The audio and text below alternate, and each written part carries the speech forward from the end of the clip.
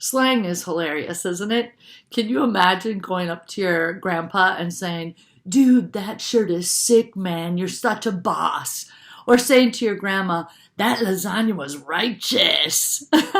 They'd be like, ah.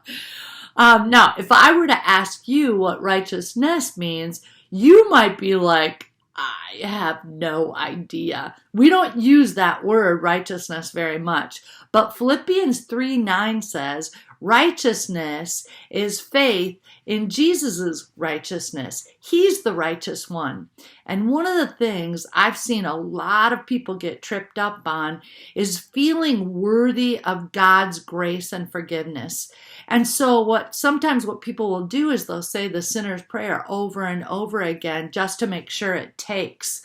Or one time I was talking to a college student in the car, and he asked me, what happens if I die in a car accident and haven't had time to ask God forgiveness for all of my sin? Will I go to hell? Well, I'm all about keeping a short account with God, but that is a heavy burden to carry. We have sin we don't even know about. In fact, in Psalm 19:12, David says to God, God, how can I know all the sins lurking in my heart? Cleanse me from these hidden faults. So let me ask the question, when's the last time you remembered to ask God to forgive you for all the sin you don't even know about? Yeah, we can get caught up in such a works mentality of what we have to do to earn God's favor. And that's messed up. Here's the thing. Righteousness is a gift that God offers us. We can never earn it. In fact, my best efforts would be like handing God a bunch of rags that are filthy and, oil-soaked rags. That's in Isaiah 64:6. Here's the cool part.